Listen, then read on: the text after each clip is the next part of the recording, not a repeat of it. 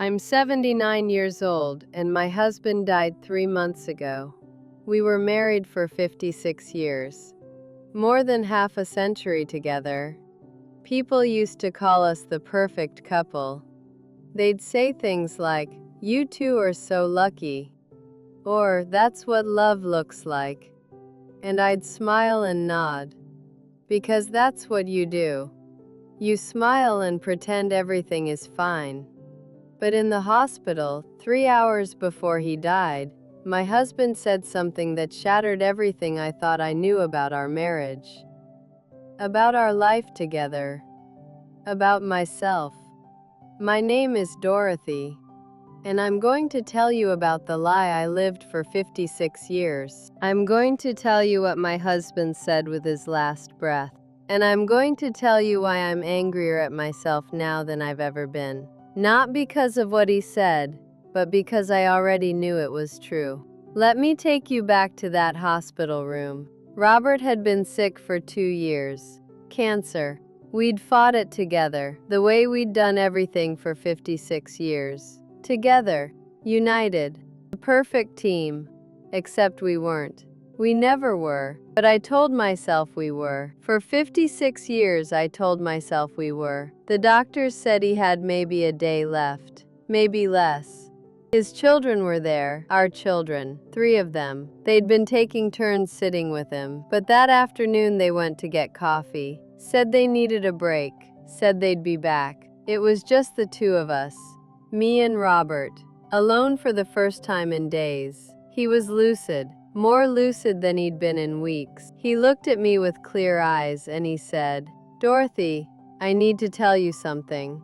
I thought he was going to say he loved me. I thought he was going to thank me for taking care of him.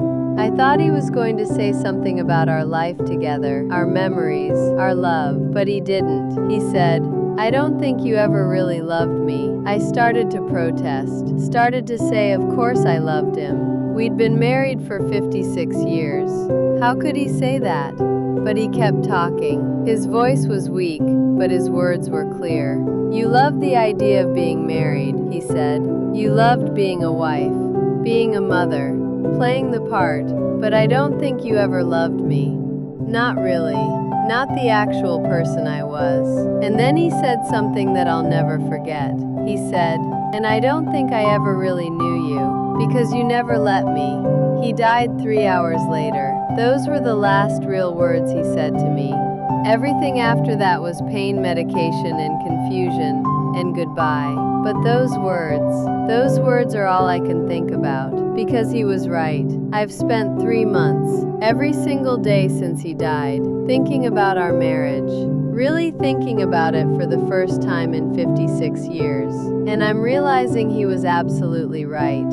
I never loved him. Not really. I loved the idea of him. I loved being married. I loved the role. But the actual man, his thoughts, his fears, his dreams, his disappointments, I never knew them, because I never asked. I never wanted to know. Let me tell you about our marriage so you understand what I mean. We met in 1967. I was 23. He was 25. We dated for 6 months and got married. That's what people did back then. You met someone suitable. You dated briefly. You got married. I remember our first date. He talked about wanting to be a writer. He showed me a notebook full of stories he'd written.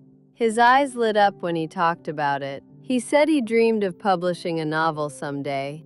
I smiled and nodded. I thought it was sweet.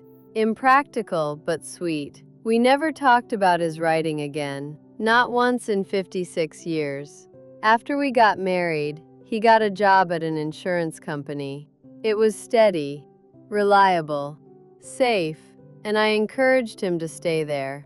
To be practical, to focus on providing for the family we were planning to have. He stopped writing within a year. I told myself it was just a hobby, a phase. He was being mature now, focusing on real life. I told myself he'd moved on. But looking back, I remember moments.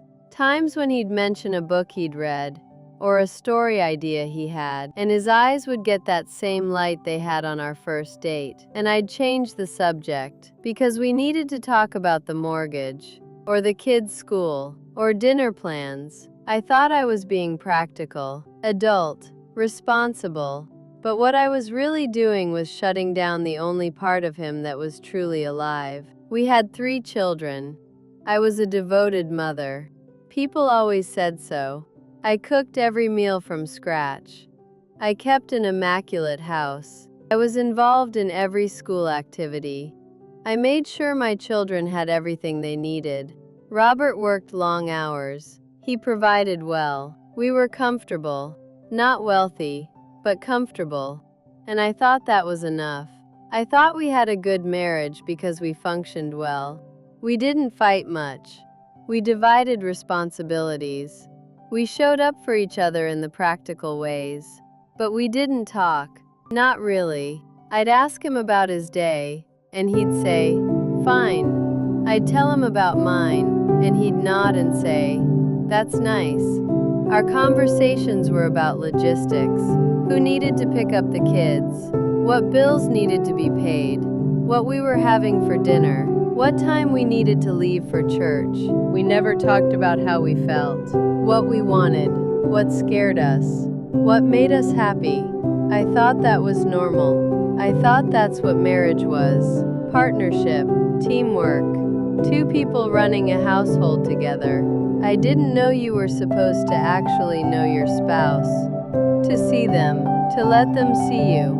Our children grew up and moved away, and suddenly it was just the 2 of us again. After 25 years of raising kids, it was back to how it started, just me and Robert, and I realized I didn't know him at all. We'd sit at dinner, and the silence would stretch between us.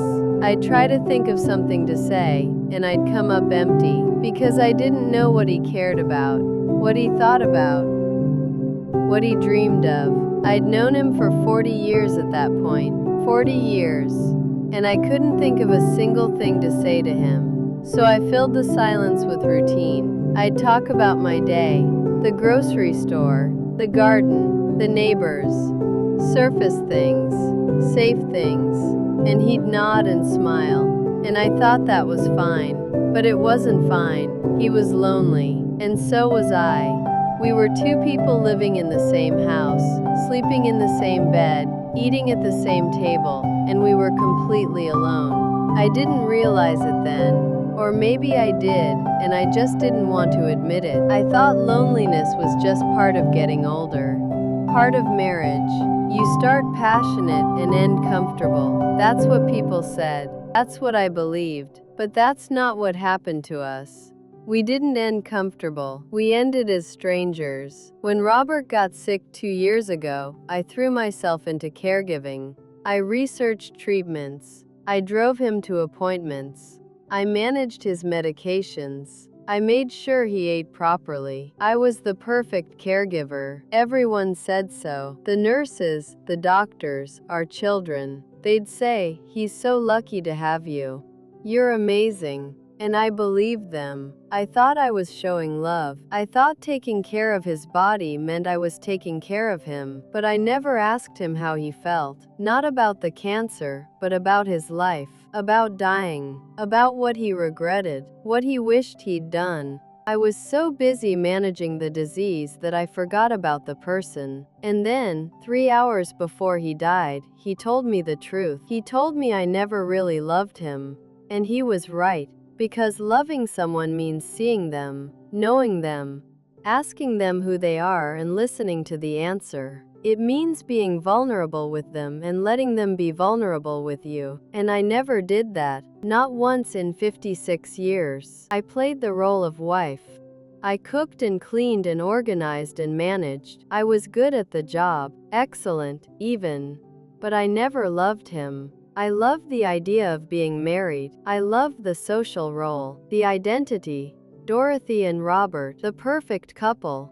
But the actual man, his inner life, his dreams, his regrets, His fears? I never knew them, because I never cared to know them. And now he's gone, and I'm left with the realization that I wasted 56 years. Not because the marriage was bad. It wasn't.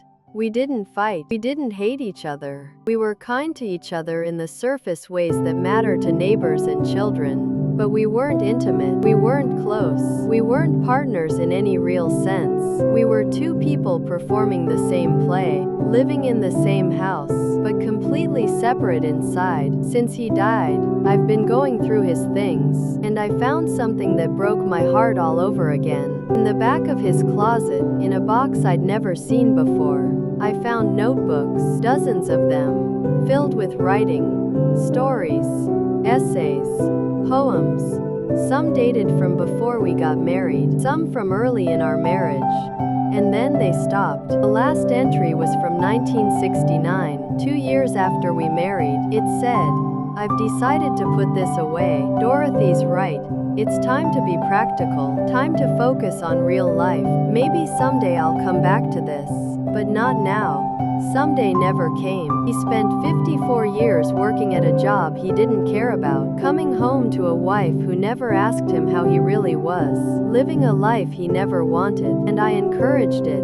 Every single day, I encouraged him to be practical, to be responsible, focus on the mortgage and the kids and all the surface things. I never once asked him if he was happy, if he felt fulfilled, if he missed writing, if he regretted giving it up. I never asked because I didn't want to know, because if he was unhappy, that meant I'd have to change something. I'd have to look at our life and admit it wasn't working. And I didn't want to do that. I wanted to believe we were fine, the perfect couple, the success story.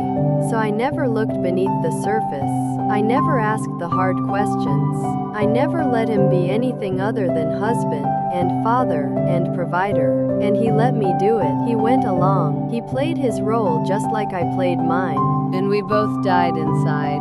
Long before his body stopped working, we both stopped living. Here's what I've learned in the 3 months since Robert died. What I wish I'd learned 56 years ago. Marriage isn't about playing roles. It's not about dividing tasks and managing a household and showing up to events together. Marriage is about knowing someone, really knowing them, seeing who they are underneath all the social performance, and letting them see you. And I never did that. I never let Robert see me, because I didn't even know who I was underneath the role of wife and mother. I spent 56 years being what I thought I was supposed to be, and I made Robert do the same, and we both disappeared in the process. I'm 79 years old, I'm a widow, and I'm realizing I have no idea who I am, because I spent my entire adult life playing a part, being Dorothy, the perfect wife, Dorothy, the devoted mother, Dorothy, the capable caregiver.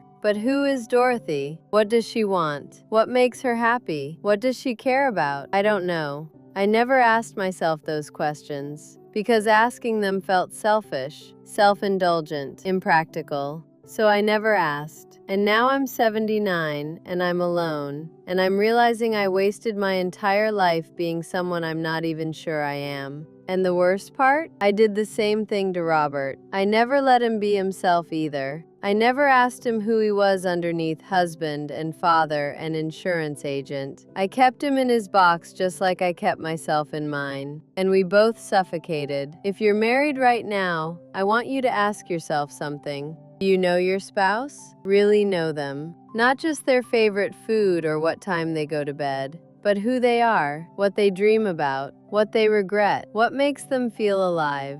And do they know you? The real you? Not the role you play, but the person underneath. Because if the answer is no, you're doing what I did. You're living parallel lives. You're roommates with paperwork. You're performing a marriage instead of living one. And one day, one of you will die, and the other will be left with the realization that you spent decades together and never really met. I can't get those 56 years back. I can't go back and ask Robert about his writing. I can't tell him I should have supported his dreams instead of shutting them down. I can't have the real conversations we never had. He's gone. And I'm left with regrets so heavy I can barely breathe sometimes. But you still have time. If you're reading this, you still have time. Stop performing. Stop playing the role. Stop having surface conversations about logistics and errands and what's for dinner. Ask your spouse who they really are, what they really want, what they dream about when they're alone, what they regret, what scares them, and tell them who you are, the real you. The person underneath all the roles and expectations and social performance. Let them see you and see them, because that's what love actually is. Not managing a household together, not showing up to events and smiling for photos, not even staying together for decades. Love is seeing someone and being seen. It's knowing and being known. It's being vulnerable and intimate and real. And I never had that. Not in 56 years of marriage. I had a performance. A well-executed, socially acceptable performance. But I never had love, and Robert knew it. Even if he never said it until the very end, he knew it. He felt it. The loneliness of being married to someone who never really saw him. I'm 79 years old. I wasted 56 years in a marriage where neither of us was really present, where both of us played roles instead of being ourselves. And now it's too late. He's gone, and I can't fix it, but you can. If you're in a marriage right now where you're just going through the motions, where you're performing instead of connecting, where you don't really know your spouse and they don't really know you, you can change it. Stop waiting. Stop thinking it's fine. Stop telling yourself that's just what marriage is, because it's not. And by the time you realize what you've lost, it might be too late to get it back. Robert's last words to me were that I never really loved him, and he was right. I loved being married, but I never loved him. I never knew him well enough to love him, and that's going to haunt me for whatever years I have left.